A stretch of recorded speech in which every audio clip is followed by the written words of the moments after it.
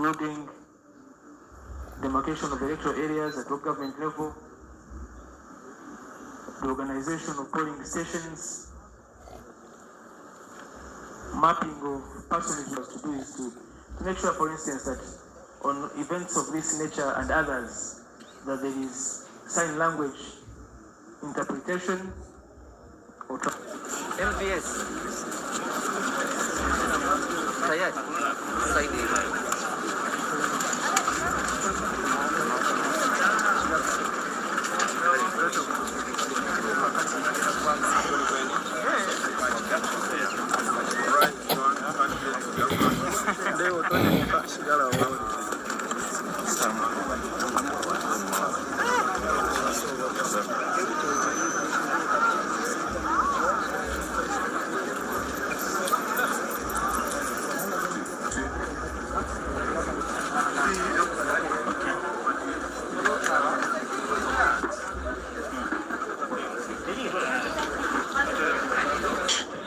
Ladies and gentlemen, before I say anything, I want to take this opportunity to pay tribute to our former Deputy President, Mama Jolly Mugisha, who passed away on the 24th of September last year. Today is exactly 1 year since we lost Mama Jolly. Mama Jolly was always a pillar of strength and courage within us. We strongly believe that today, as by coincidence, maybe there's a message that we are getting from the Almighty. Mama Jolly, rest in peace. We shall make you proud. We shall never give up your dreams. Fellow Ugandans, ladies and gentlemen, comrades in the struggle, I am deeply humbled and profoundly honored to accept your nomination to be the next president of the Republic of Uganda for the year 2026 to 2031, not 1926 to 1931. I thank you very much for the trust that you've continued to place in me ever since I offered myself for the first time for the presidential office in 2021. Today, my heart is filled with a deep sense of responsibility to deliver to that trust that you've put in me. Together, we have been everywhere preaching the message of a new Uganda.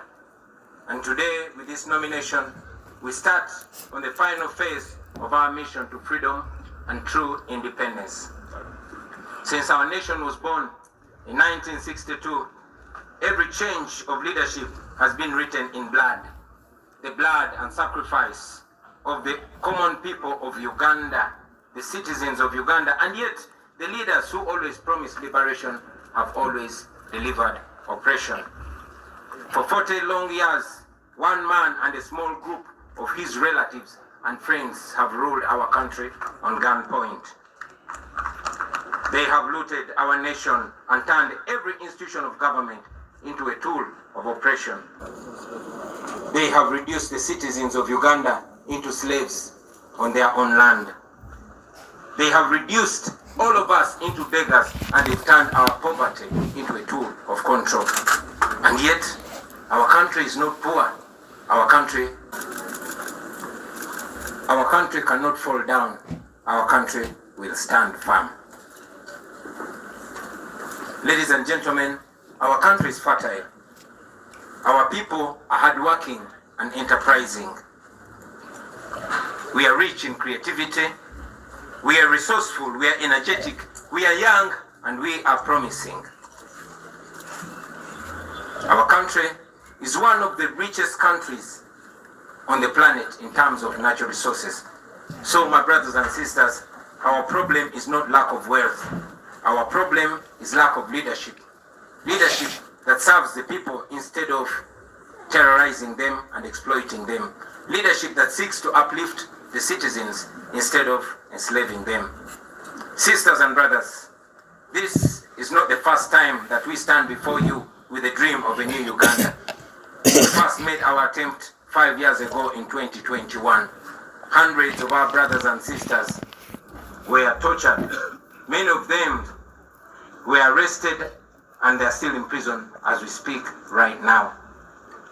Many were killed and many are missing to the present day. And yet, we refuse to give up. I know that many of you are now asking, why then do we go to the polls? Why do we risk the tear gas, the bullets, the prisons, the torture chambers, the death, and all the mess that is awaiting us? My answer to you is this. We risk it all because the alternative is giving up, and that is 10 times worse. If we give up now, we shall have no moral authority to complain about what happens next. If we surrender now, that means that the fighting spirit of Rita Nabukenya, of Frank Senteza, of Yasin Kauma, and many others has been defeated. It means that they died in vain. It means betrayal. Betrayal of the comrades who have spent years in prison, counting on us who still have our little freedom to continue fighting for their freedom. Therefore, ladies and gentlemen, no matter what happens to us, we must keep moving forward. Even if somebody tells you that our chance to freedom is only 1%, let us take that chance and fight. We have always been telling you about the protest vote, and today, let me use this opportunity to break it down in more detail. We have voted before. We have won elections before, and we have been rigged before.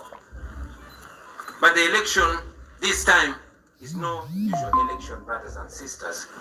We are going into this election as a way of protesting against the injustice that has been occasioned to us for the last 40 years. We are protesting, and the protest begins now. We must use this election season to rally the people of Uganda, to express their anger and to express their hope at the ballot box.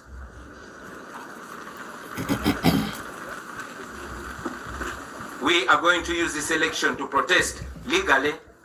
We are going to use this election to protest constitutionally. And we are going to use this election to protest non-violently. We must mobilize the people of Uganda to come out and vote in very, very large numbers. Numbers too big to rig. We must lay different strategies and make different plans to ensure that we, the people of Uganda, get our freedom in this season.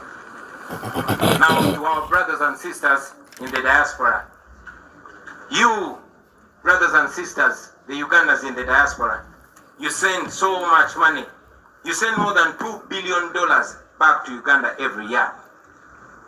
In real sense, you are the biggest investors in Uganda. We know that many of you even fear to come back home because you know what happens to those that return home. Many of you don't risk the brutality. We know that Ugandans like Sam Mugumya, who returned from a Congolese prison, was abducted weeks ago, and up to now is missing. Nobody knows where Sam Mugumya is. We know Robert Kayingo Luja, a lawyer who was recently abducted from the airport, kept incommunicado for a month before being forced back in exile without even stepping foot in his house. The examples are many, ladies and gentlemen, but I tell you, my friends, we are fighting so that you can return to your home, to your families, to freedom and dignity. We are fighting so that you are received with roses and not handcuffs. We fight so that Uganda can give your children the chances and opportunities that you never got. That is why we fight. Now to General Museveni. I know you don't like listening to young people or even listening to anybody at all, but at least listen to your friend and Bushwa comrade, General Kainda Otafire. I want you to remember that Uganda was here before you, and Uganda will be here long after you are gone. You don't have to burn it down on your way out.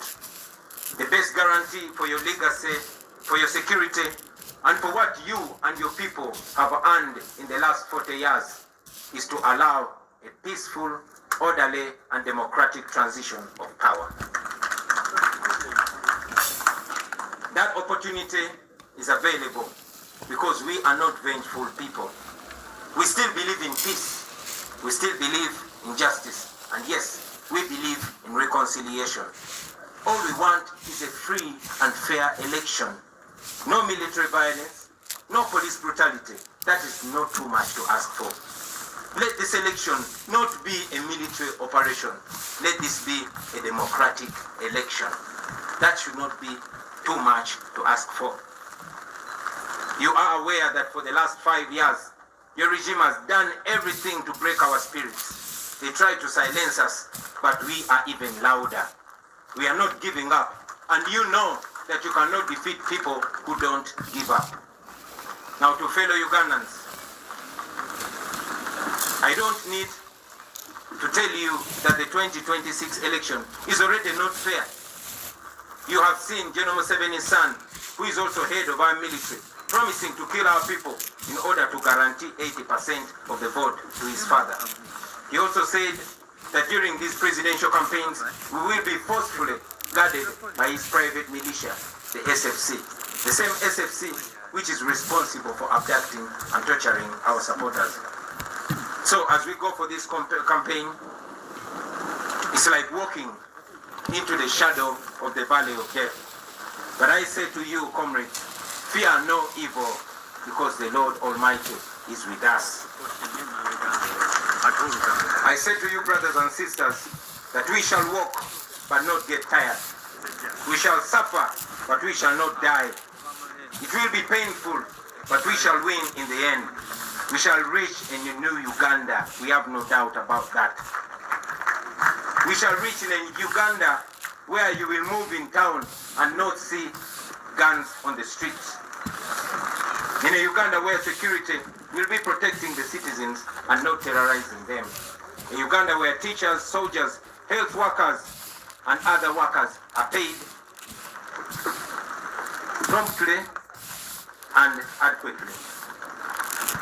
Where farmers earn fair income from their produce, where traders are not suffocating under exploitative tax regimes. That is a new Uganda that we dream of. That is a new Uganda that we shall definitely get to. A Uganda where citizens can demonstrate on the streets about injustice, and the response of the government will be to listen to them and not to shoot them dead. A Uganda where jobs are not for the connected few, but for all those who qualify and are willing to work. Thank you.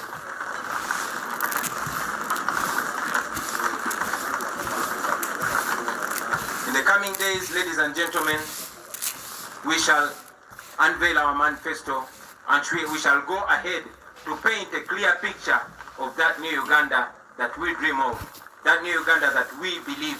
But ultimately, about leadership, that will be a Uganda where leaders will be serving the people and not the other way around.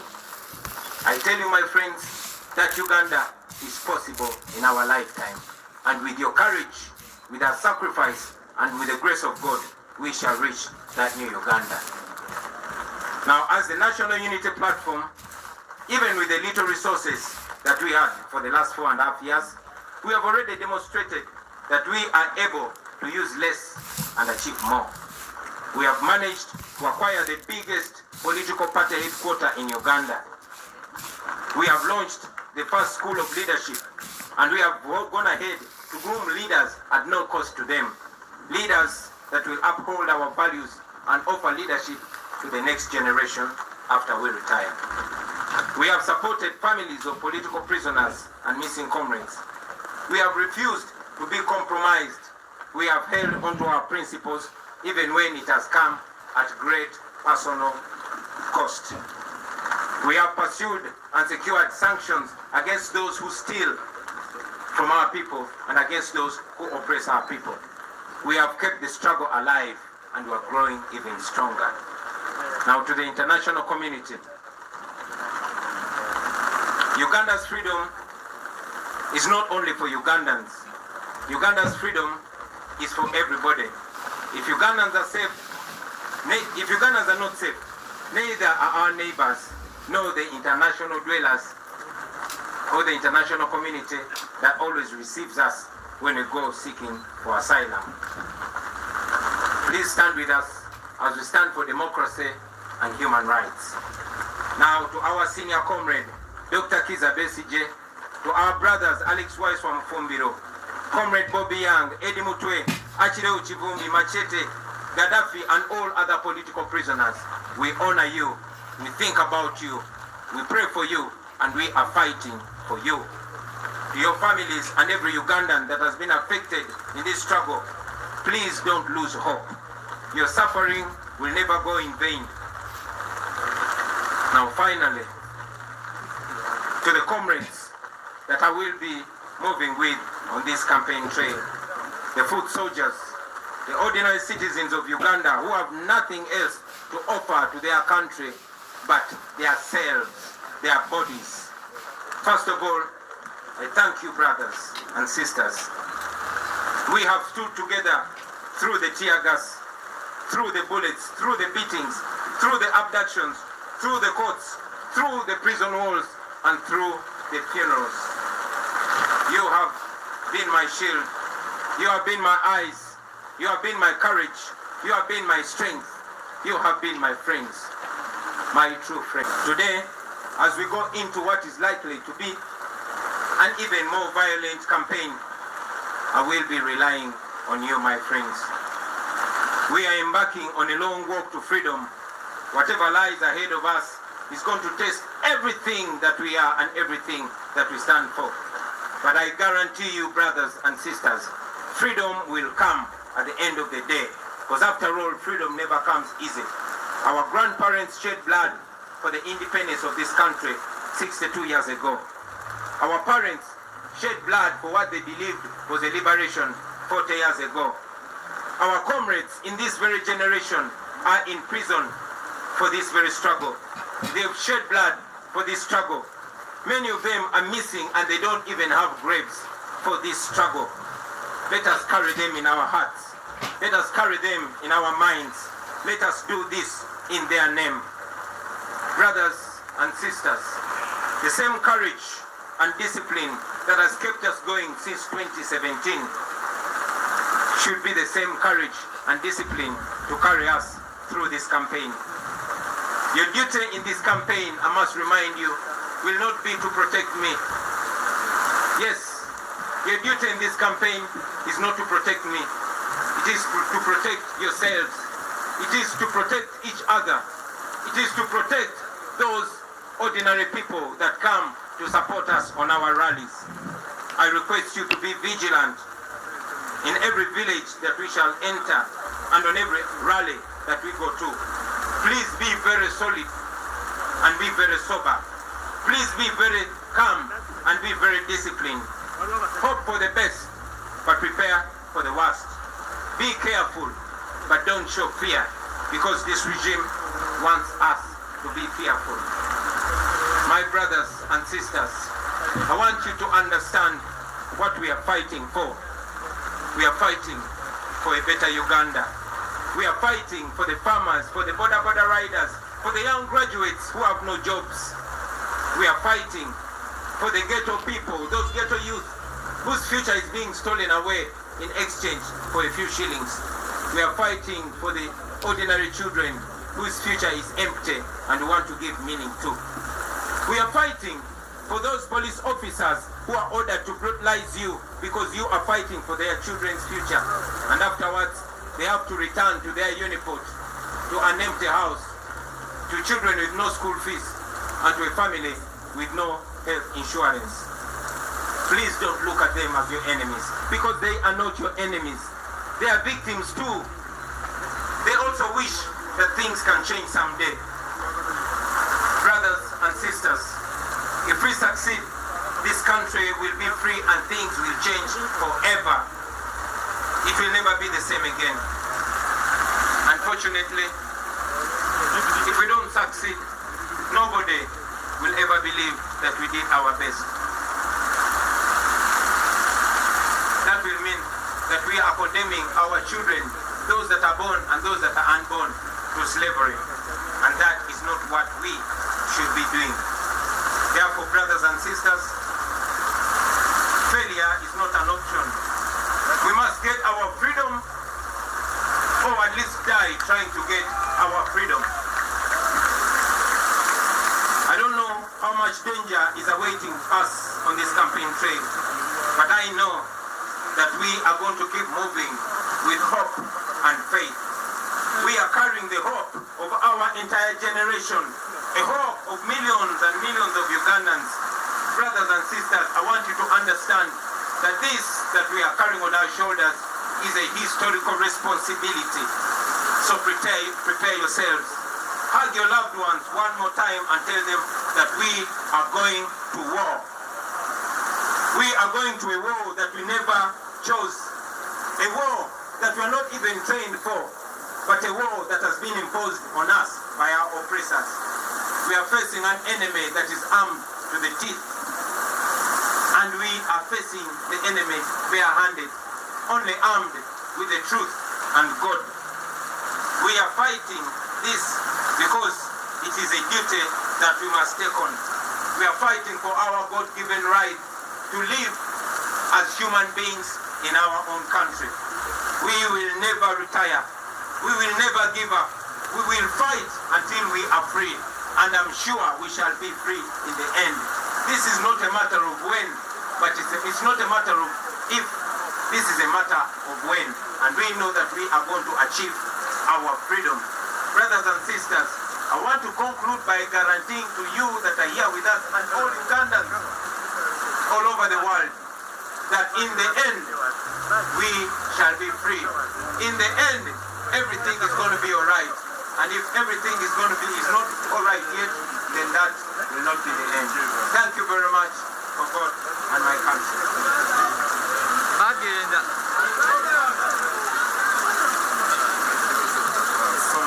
Because of the weather and because of the time constraint, we request that we proceed to Natete to address our rally and maximize our time, and maybe we'll answer questions from there or another opportunity. Thank you very much. Candidate and Vicentory.